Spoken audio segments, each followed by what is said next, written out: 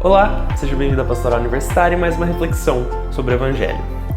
Naquele tempo, alguns fariseus se aproximaram de Jesus para pô-lo à prova. Perguntaram se era permitido ao homem divorciar-se de sua mulher. Jesus perguntou: "O que Moisés vos ordenou?"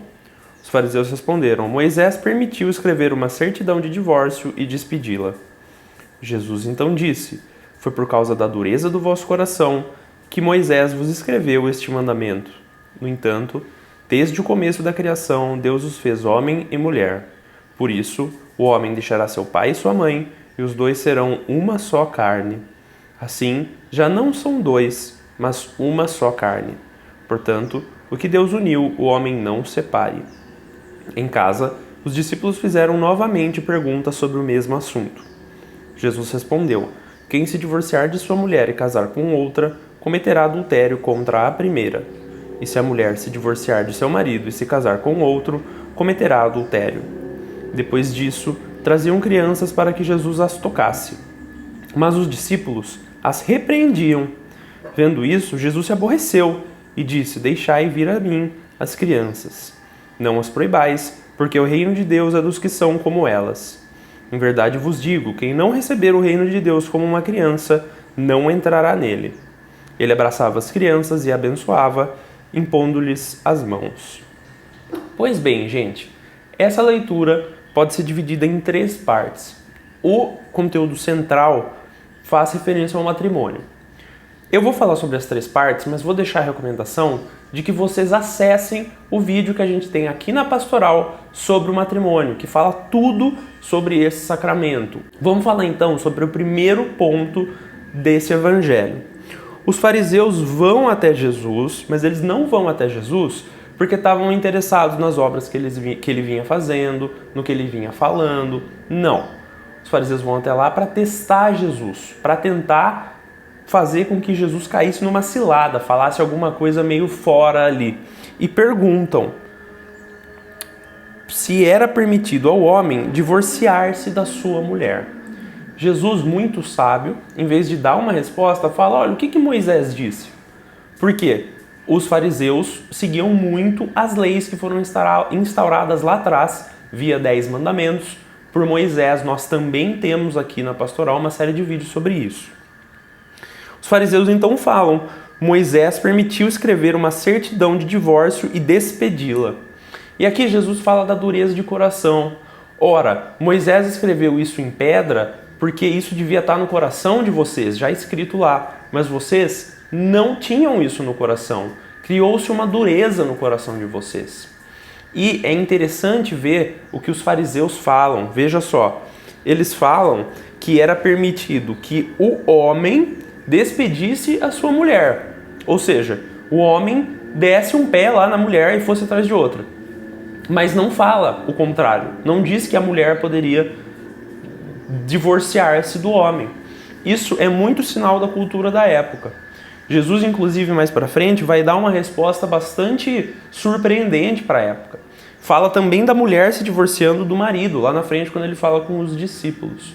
E aí é importante a gente ter em mente que Jesus vem e reexplica isso que deveria ser óbvio, que homem e mulher são iguais em dignidade.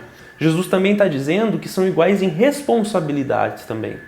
Iguais em dignidade, mas iguais em responsabilidade. E termina essa parte do evangelho, de Jesus lá com os fariseus, Jesus volta para casa com os discípulos, mas os discípulos não ficaram muito felizes não. Vão lá e perguntam para Jesus: Jesus do céu, como assim? O que é isso aí que o senhor falou? E aí Jesus vai e explica, e vai até mais a fundo, né? Fala que o divórcio que leva a um novo relacionamento é um adultério. E a gente vai ver que mais pra frente, o matrimônio, com a morte e ressurreição de Cristo, passa a ter caráter de sacramento. Não é mais só a união dos dois perante a lei, é um sacramento de fato, ou seja, é a união dos dois perante a Deus, junto com Deus. É um relacionamento a 3 ali, homem, mulher e Deus. Mas o que eu queria focar aqui não é nem tanto na questão do matrimônio em si, mas falar da forma como o matrimônio vem sido sucateado. hoje em dia pela nossa sociedade. A gente vê cada vez mais jovens que não têm interesse em se casar, que colocam às vezes barreiras meio utópicas para um casamento. Por exemplo, quando eu já estiver muito bem estabelecido, quando eu já estiver na minha profissão dos sonhos, quando eu já tiver a minha casona, o meu carrão, aí eu vou lá e penso em casar. Inverteu-se um pouco a prioridade das coisas. No plano de Deus, homem e mulher foram feitos um para o outro e daí em diante para gerar filhos e os filhos darem continuidade à própria humanidade. Hoje não.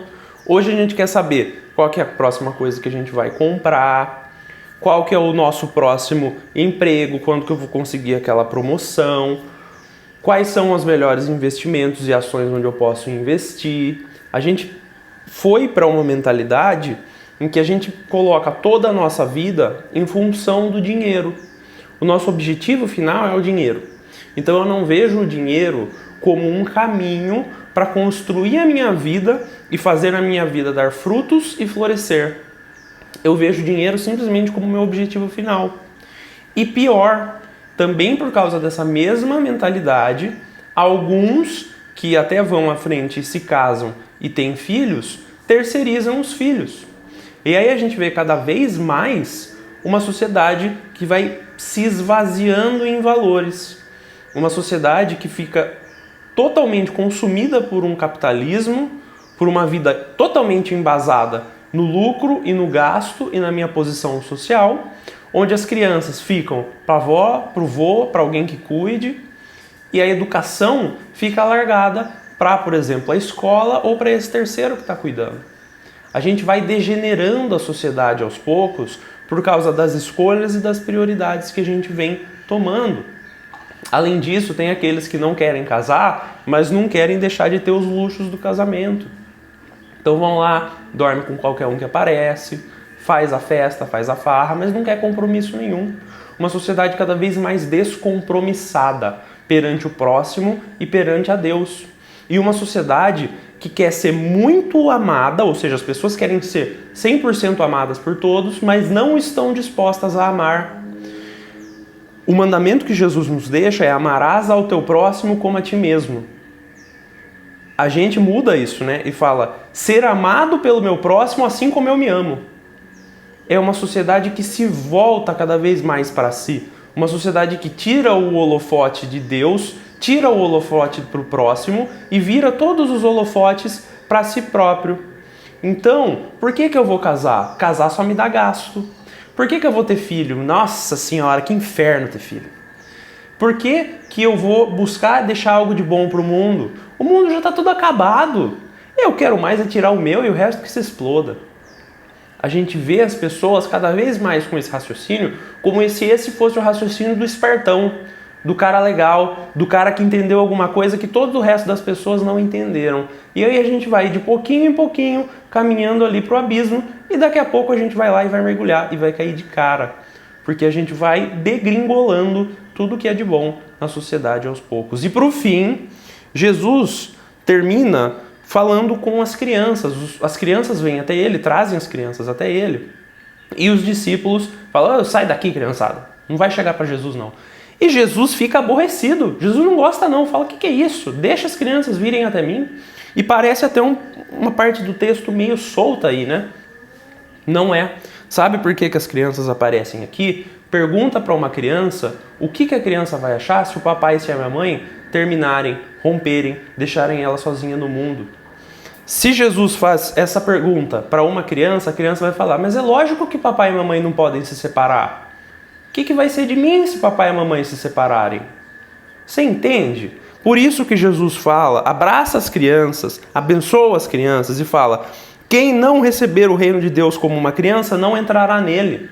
Para a criança, o grande centro da vida dela é a família, é a convivência com o papai, a convivência com a mamãe, o amor que existe ali. A criança não está pensando no dinheiro. Lógico, a gente não está falando aqui de uma vida ingênua, onde a gente acha que a gente não precisa de dinheiro para viver. O dinheiro é necessário. O dinheiro só não é o nosso ponto final. A família é o nosso ponto final. E a verdadeira família, a família que tem amor, a família que tem carinho, a família que tem cuidado. A gente tem que tomar cuidado também com certas deturpações de família que a gente ouve por aí, no sentido de que uma família tradicional, a gente ouve esse termo cada vez mais sendo usado de um jeito esquisito. A família tradicional não é a família opressora, a família que está no topo da sociedade que é melhor que todo mundo. A família tradicional é a família que ama, é a família que cuida, é a família que cuida do seu próprio meio, mas que também ensina o seu meio a cuidar do próximo. Aquela família que cria o filho dando amor, recebendo amor, mas ensinando que ele deve dar amor ao próximo também. Família tradicional é uma família embasada no amor e não no ódio. E é isso que eu queria deixar aqui para vocês, gente. Não deturpem o sentido da vida de vocês. Nós fomos criados para o amor e não para o mundo. Espero que você tenha gostado dessa reflexão. Se você gostou, por favor, deixe seu like, compartilhe com aqueles que você ama, se inscreve no canal, ative as notificações e até semana que vem mais uma reflexão sobre o Evangelho. Ame muito o próximo e a sua família.